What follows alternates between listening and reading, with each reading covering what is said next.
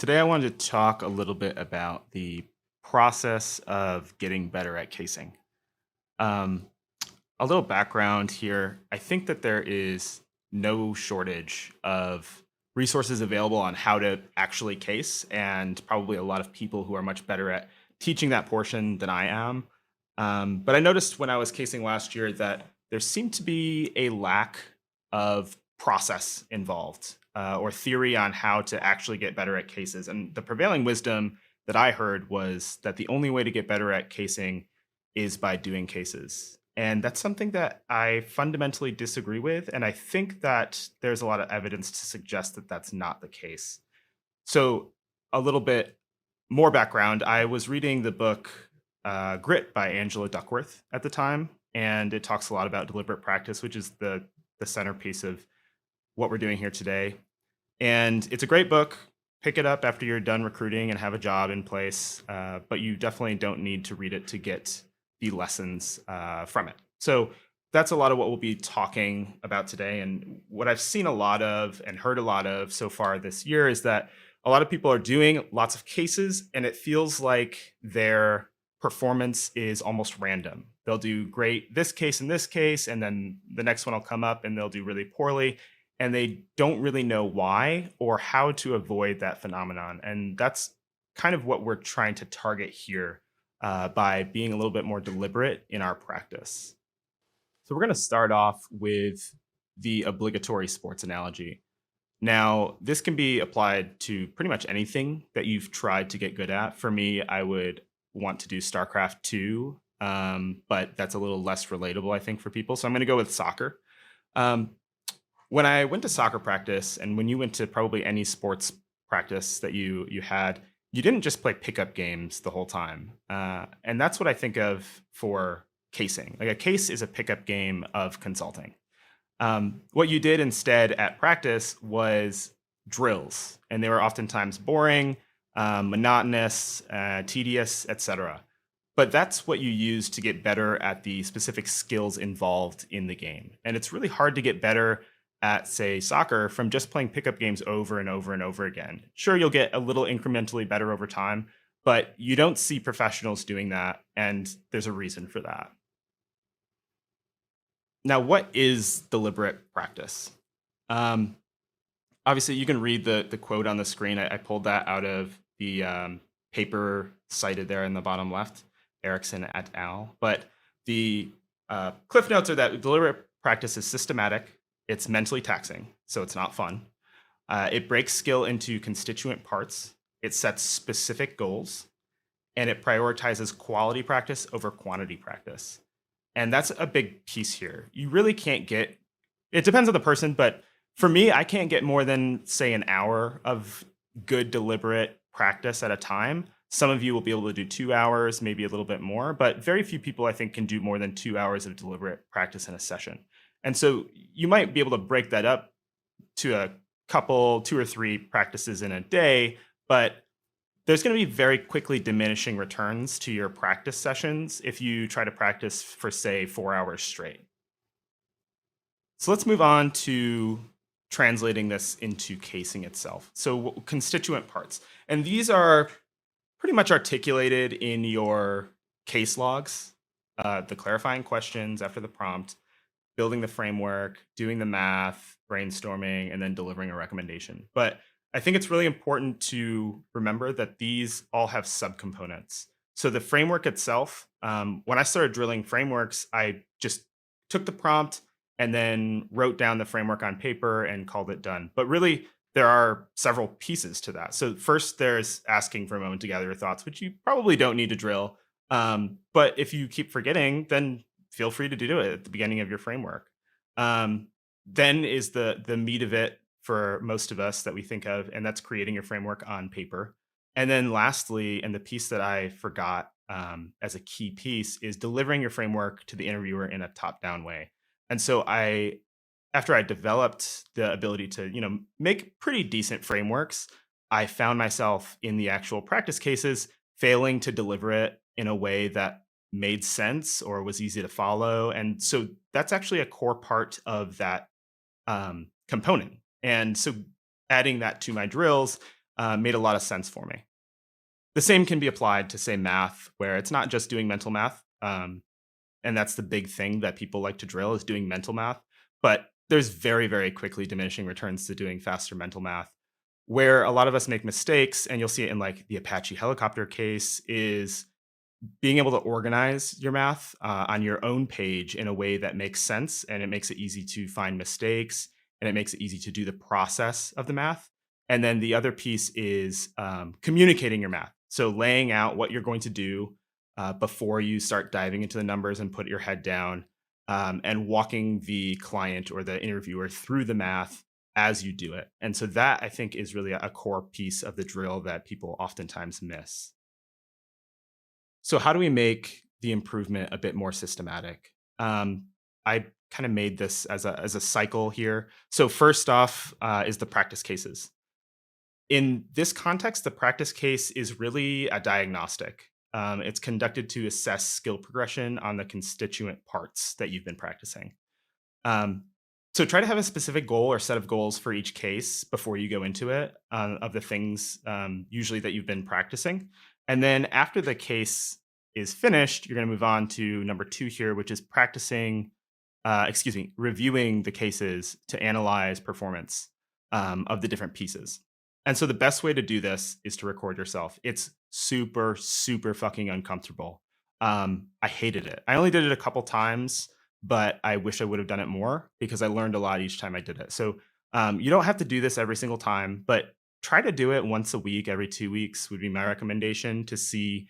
You'll catch a lot of things that you do that you don't realize you do. You don't realize how long your pauses are, or you don't realize how awkward you sound, things like that. So just try to record yourself every once in a while to see how you're doing. And the last piece there is the deliberate practice, which is the core of this presentation. So that's conducted in order to improve on the identified weaknesses that you identified in number two. So drilling the constituent parts, you can use lots of different methods and tools that are available to you. We'll go over a couple of them, but you feel free to get creative there. The next piece I want to go over is adding a little bit of spice to your drills. So drilling is, as we mentioned, pretty monotonous. It can be kind of painful. And so there's two strategies that I recommend trying out that worked pretty well for me. So first is setting concrete and realistic goals for sessions. So those can be either time-based or quantity-based. And for time-based, for instance, I'll practice frameworks for 50 minutes, then reward myself with a delicious and refreshing Malort Spritz, which is a real drink and a Chicago classic. And then there's quantity based, where I'll redo the recommendation from my past 15 cases, then see what my exes are doing on Instagram as a reward. Having that ability to have a discrete number of cases that you're going to do and check off the block, you can see the end goal in sight and the reward of seeing how much better you're doing than your exes at the end of it. And then the second strategy is making casing more fun. Casing, you should keep in mind, is a way of thinking about a problem and a process. And that problem doesn't actually need to be a business problem. It can be applied to literally any problem you have. And the challenge of applying it to unorthodox situations can definitely help you understand the concepts involved in a more kind of disambiguated way. So, for example, my wife bought a custom neon sign and asked me if we should hang it in the living room or our bedroom. And I immediately asked for a moment to organize my thoughts and put together and delivered a Misi framework for how we might think about the problem. And she has not spoken to me since. But doing those kind of things for everyday problems, I've also seen people recommend going through like the Wall Street Journal or Financial Times headlines, things like that, if you're a more sophisticated person than I. And you can make frameworks for the problems that you see there. And those will be obviously a bit more business specific. So if you're doing it for fun, if that's fun for you, great. If it's not, then maybe find a different way. And then wrapping up, here's an example week that you might have based on a true story. Frank is bad at frameworks. I was real bad at frameworks starting out. I had no idea what was going on. Coming from the military, didn't know what EBITDA was till I had a firm practice case with a Bain rep. That was embarrassing. But here's what an example week might look like. So Monday morning, I have a case with a second year. Um, Afterwards, I'm going to rewatch the case because I recorded it, and I'm going to take some notes. And here's where I identified that my framework is absolute garbage. And so I'm going to focus this week on doing frameworks. And on Monday, I'm going to create my generic profitability framework. It was useful for me personally to make generic frameworks for each one in order to get comfortable with them, and then practice that type of framework. I really struggled to get good practice in when I was just given a variety of frameworks and I would come across, say, a PE uh, prompt and I had no idea what to do. So, how much value is really gained by me spinning my wheels and throwing something together that doesn't really work? So, my recommendation is to practice them by topic.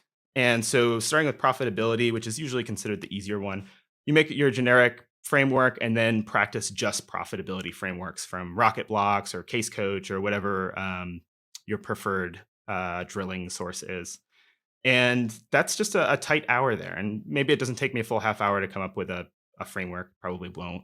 So you can divide that time however you like. And then Tuesday, I'm doing moving on to sales growth um, and market entry. And you can see there's another maybe like 2.5, 3 hours total there. And then Wednesday, I'm going to drill all the frameworks I've done so far. So a mix of those categories. And when I do a case with a second year that day, I'm going to request them ahead of time that we do a profitability, sales growth, or market entry case. And that's so that that can really truly act as a diagnostic for me. Because if I practice those three framework types and then I get my practice case and it's a PE case, what have I really been able to check on? Pretty much nothing. And the value of that checkup really kind of goes down for me. So, doing that profitability, sales growth, market entry case of the things that I've practiced, I can finish that case and then see specifically how did the framework go. And then after I've analyzed the framework, which is what I set out to practice, I can look at my other problem areas in order to prioritize my other practice. And so coming out of this case, we'll say that my math was really bad. My organization was terrible. My calculations were mostly right, but I was just going in the wrong direction all the time, putting my head down, not talking through my math, and just pouncing on numbers as we are wont to do. So I have some drills here for organizing my math, laying it out, and then talking through it. And when I'm drilling this, I'm literally talking through it out loud. My wife didn't love it that I was just talking through frameworks around the house all the time, but it is what it is. Um, so then Thursday's a mix of doing my frameworks and drilling the last of the framework um, generics, which is the PE/M&A frameworks. Not the same framework, but similar enough that I thought I could knock them out in the same half hour. And then doing some math drills and then doing some framework drills on Friday prior to the case, which I'm going to request a PE or M&A case. But since you've done all the frameworks, you can just leave it open if you'd like. I just thought it would be a good idea in order to check on how I'm doing with the PE and M&A frameworks. And then that ends up my Friday. And I took off Saturday as my kind of mental health day. And then Sunday, I just did some recommendations. And to do that, I just made a template for my recommendations. So for me, that's recommendation first, supporting fact one, supporting fact two, risk one, risk two, next step one, next step two. And then doing a bunch of recommendations based on my past cases, maybe some prompts if you can find them in a way that makes sense. And honestly, if you do an hour of recommendations, you're pretty much done doing recommendations. You should be able to pretty much get that down in an hour because it's really not that like complicated, if that makes sense. The last thing I want to note here is that there are 3 cases this week. And I think this is the high end of what's useful in the early mid stages. I think 2 or 3 is a pretty good number to have. One might be too few, but I think 4 is probably too many for most of us. And that's because you need to take the time between cases to not only review them, but to practice the things that you're trying to work on in order to get better for the next case. And doing back to back cases over and over again, it's very difficult to track progress adequately and also to actually improve on the things you've learned and implement the lessons from those cases. So, kind of tying everything together, our summary of what we've learned here today. Treat your practice cases as diagnostic tools, an accessory to the practice. Review your cases critically, and then drill with purpose. And hopefully, this was useful in some way to you. Once again, I am not an expert. There are many ways to do this. This is just a way that I found useful. And if you have any questions, feel free to reach out to me via whatever venue you'd like, and I'm happy to help.